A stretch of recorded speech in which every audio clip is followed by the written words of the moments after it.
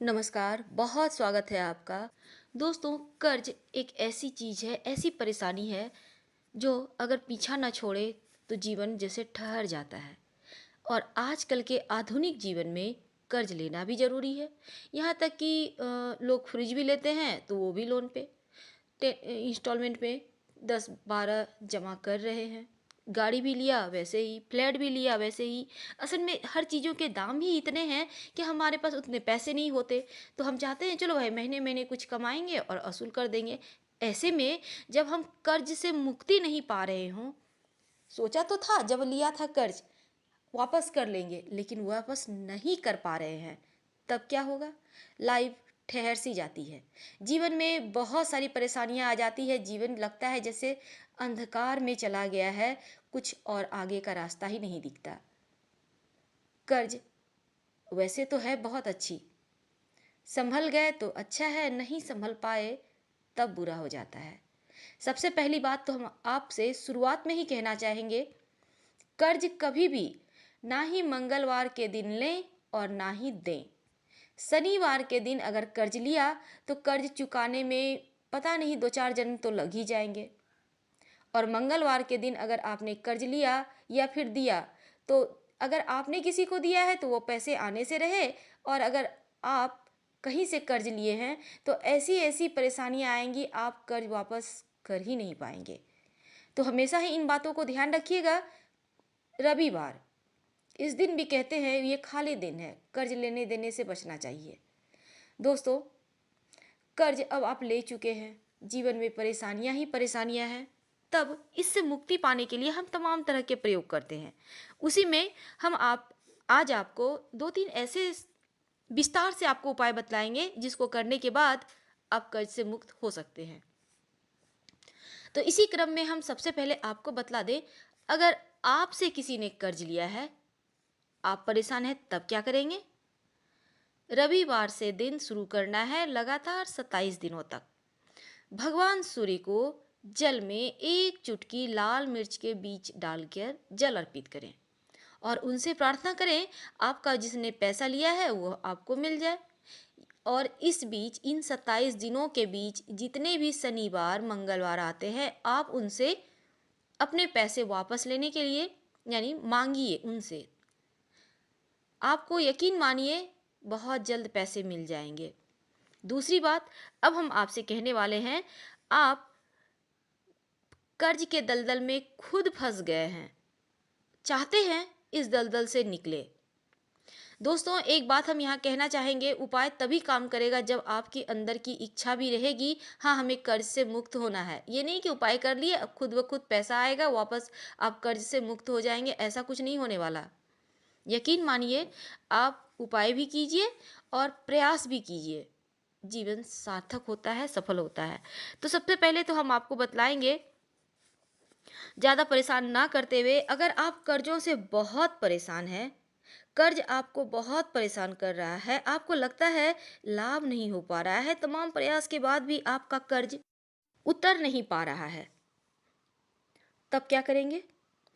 ऐसी दशा में एक पान का पत्ता लें और उसके चिकना साइड, पान का पत्ता पीछे से रूखा होता है, सामने से चिकना होता है, उस पे लौंग रखिए, 2 रखिएगा, 2 इलायची रखिए और पान के पत्ते को मोड़ कर बिल्कुल पान के तरह बीड़ा बना लें।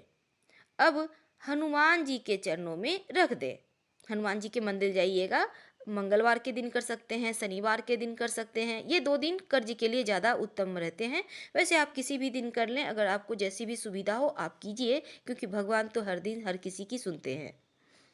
तो आप ये जो आपने बीड़ा बनाया, मंगलवार या शनिवार की शाम में रखना है आपको हनुमान जी के मंदिर में, और 3 महीने तक लगातार ऐसा करें। अगर कर्ज चुकाने के रास्ते बंद हो चुके थे तो वो खुलेंगे। इन 3 महीनों में ही आप कर्ज चुकाने की स्थिति में आ जाएंगे, या धीरे धीरे करके आपके पास पैसे भी आएंगे, आप कर्ज से मुक्त भी होना शुरू हो जाएंगे। बहुत ही अचूक टोटका है, इसका कोई काट है ही नहीं। दिल से कीजिएगा, आत्मा से कीजिएगा, फिर देखिए कर्जों से कैसे मुक्ति मिलती है। अब हम आपको दूसरा उपाय बतलाते हैं। एक पान का पत्ता। कहते हैं पान के पत्तों में जादुई प्रयोग होती है, जादुई असर होती है, या कहें तो जादू होता है। आप अपनी मुश्किलों को दूर कर सकते हैं पान के पत्ते से। कैसे? चलिए हम बतलाते हैं। जो पान आप खाते हैं उसी पत्ते की हम बात कर रहे हैं, और वो पत्ता बिल्कुल साबुत होना चाहिए, कहीं से भी कटा फटा हुआ नहीं होना चाहिए, हैंडल भी नहीं टूटा हुआ होना चाहिए। इस बात का ध्यान रखिएगा। हमने पहले भी जो उपाय बतलाया उसमें भी इस बात का ध्यान रखिएगा। और पत्ता हमेशा ही हरे रंग का लेना है, छोटा बड़ा कोई मायने नहीं रखता। पीला पत्ता मत लीजिएगा, एकदम ग्रीन सुंदर सा पत्ता लीजिएगा देखकर।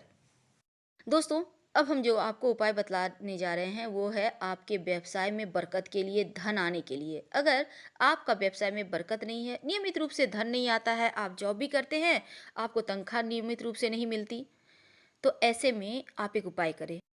दोस्तों, एक पान का पत्ता ले, बिल्कुल साबुत, टूटा फटा हुआ, कटा हुआ, पीला नहीं, डंठल के साथ साबुत पत्ता लें।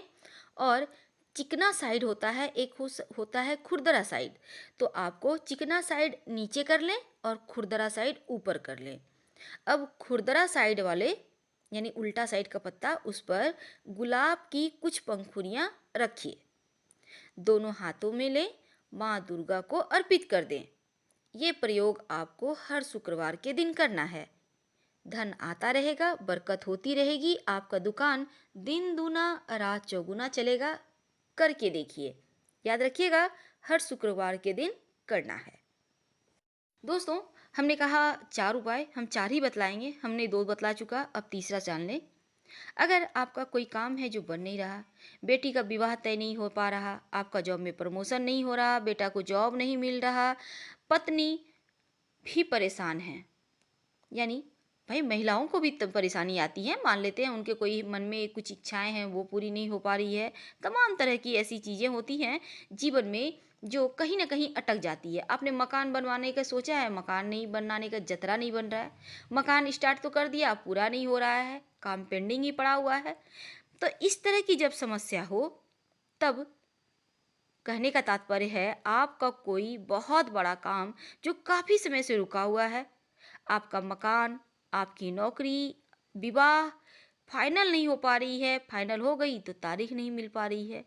ऐसी दशा में एक पान का पत्ता ले, उस पान का पत्ता, याद रखिए यहाँ भी वही नियम है, पान का पत्ता कटा फटा हुआ नहीं होना चाहिए, टूटा हुआ नहीं, बिल्कुल ग्रीन कलर का एकदम सुंदर सा आपको लेना है, एक साबुत पान का पत्ता।